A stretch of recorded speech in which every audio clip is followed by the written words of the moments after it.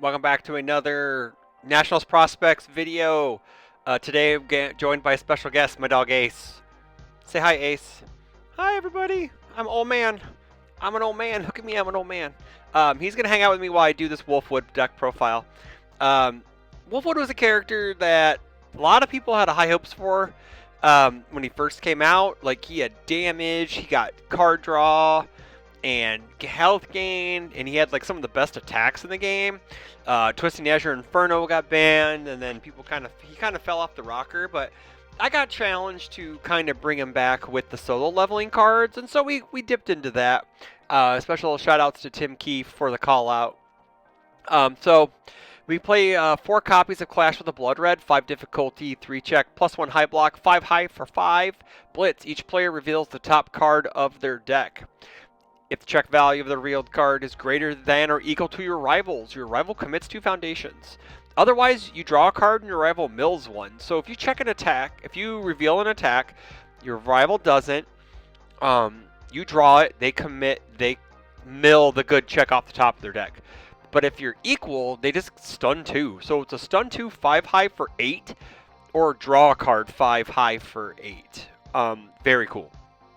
Venom Fang Dagger at a 3x, 4 difficulty, 3 check, +2 low block, 3 low for 3 response. After this attack deals damage, your next weapon attack gets X damage. X equals the attack's damage. So if your rival has no cards and you put 6 damage on this, your next move gets 6 damage. And then if it's a bunch of Venom Fang Daggers, if I'm reading this correctly, it just keeps doing more and more damage. Very cool. At an AOT2, we're playing 2 of the Defeating the Colossus Titan, powerful 3, 6 high 6. It does have the cool weapon keyword on it. Lose X health. This attack gets X speed. X cannot be greater than 5. So it's an 11 high for 9 base. And then if we're at less than half our max health, we get +4 more damage. It's just a giant stat stick that's very hard to deal with. And 11 high for 9 turn 2 is near unblockable sometimes. And we're playing Tri-Gravity Beam, destroy a 4 difficulty, 3 check, +1 mid block. We want to nuke our rival's hand. 4 mid for 5. 4 mid for 8 in our character. Destroy 1 foundation. If we have 2 other attacks in our card pool, we look at our rival's hand and remove it. Goes really good with Venom Fang Dagger as our next move. We are playing Avoiding the Conflict. We are playing a couple things to remove, at least, that we can try to trigger the +2 damage. It's not that big of a deal, but we do have it. 3 copies of Instant Shining Flash, because we are a death character that likes ranged and weapons. 4 difficulty, 3 check, +1 low block, 4 high for 4. Flip a foundation. The next card gets 1 easier. And then also it's Momentum Hate, because we need Momentum Hate in this format, because Momentum's really easy to get. Never used to be, but it is now. And also we're playing Battle Order Release. It is a ranged attack, so it does get the 3 damage. So this is, if we have 4 face downs, it's a 4 high for 11 draw card. It is very cool. And then Trace Eyes. It's a super cool attack in him, but again, we don't want to destroy our ready foundations just because sometimes it sucks to do that. But it is a 4 low for 6 in our character that we could get, that we echo. So it's really 12 damage if people aren't ready for it. So another piece out of the solo leveling decks is Teleportation Stone. It does give us like another type of defense, like learning the standards. 3 difficulty, 5 check, 2 mid block. Unique, remove after you block an attack, your rival must play a non-attack card as their next form or pass. So this, and coupled with like learning the standards, like one right after another, if they keep attacking, can just be debilitating to a rival.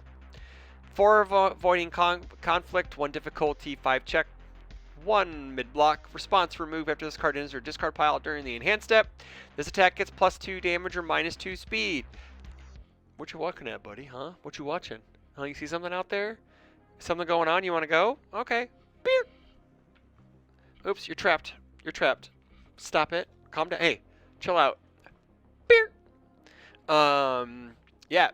and place this card on the bottom of your deck, draw a card. So it gives us a much needed card cycle, sets up late game plays if we can remember that we put him on bottom of our deck. Also, if we mill it with him, we get 2 damage or -2 speed if needed. Hostile introduction. After this card, a 0/5 +3 mid block. After this card enters the discard pile during the enhanced step, your rival loses the health. So it's some extra. It helps make it easier on the kill math. Plus, we can use it with Botan's coaching. We could use it, when it mills off the top of our character, stuff like that. Speaking of that, Botan's coaching helps hand fix card cycle. We are playing a death deck, so zero low block, very good. Some much needed speed hate in surviving the final, and another card out of the soul leveling card, Fateful Decision. It's a 1 difficulty 5 check, 3 mid block, enhance, commit, -2 speed. That's nothing to yell at home about. But enhance after you play a block, it gains breaker 1. That can help us survive in a format that people just want to nuke us down. Capture the target because we are trying to play more than 3 or more attacks a turn. It just gives us some buyback on foundations. Battle for dominance to get some must-needed card draw defensively. Frightening Calm, we do give damage. The only thing we don't do, we don't do speed very well. So sacrificing foundations to get stun 1 actually helps out in the long run. It's like a building +1 speed.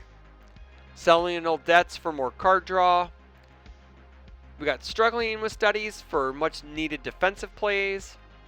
Loot box.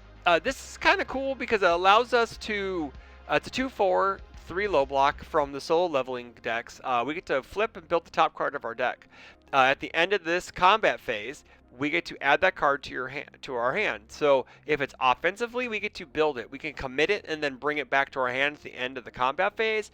And then also on our rival's turn, say we build an attack down somehow, we could pick it up for the next turn. Very, very cool. Latent skill for more hand fixing. Our rival's probably going to be blocking a lot of our stuff. So this allows us to point and click and flip over the best defensive foundations. I love this card. This card's super good. Def maneuvers because we play weapons and getting speed for sacking a committed foundation is choice. We are playing 1, 4, 7, 9, 12. We're playing 12 of our 21 attacks are weapons, so it's worth it. Plus it helps us stay out of deadlock, which is great. Always cool at a 2x. It allows us to either turbo our build, or we can also lock damage to a certain value. And then 2 copies Unbreakable because, we don't want our stuff destroyed by random effects. Godzilla still gets around it, but like that 12 diff attack that Mimic plays. Also, it allows us to, if we block an attack, it's considered completely blocked, which is great. Moving on to the board. We got 1 copy of Genkai's Guidance because we just don't want to die. Hero's Upbringing for those nasty repeat offenders. Showdown because 1 copy usually should get the job done. Sins of the Past to hate on discard piles. 2, learning the standards. So in tandem with Teleportation Stone, can ward off a rival's turns multiple turns in a row. And then Desperate Struggle for those big attacks that get like a damage bonus real fast. Let me go. Nope. Return it to print. Thank you. So that is the Wolfwood deck. I'd consider him a dark horse for Nationals. Someone's going to put some time into him. He's really cool. He's a fun character to play. He does some really neat stuff. He gives you damage. He has a little bit of card draw, a little bit of health gain. His attacks are sick to play. He gets to play some of the newest cards. He gets to play some of the new solo leveling cards. And then like his defensive package isn't terrible. It's enough just to survive to get the crack back. So let me know what you think about the deck in the comments below, guys. And until the next video, y'all take care.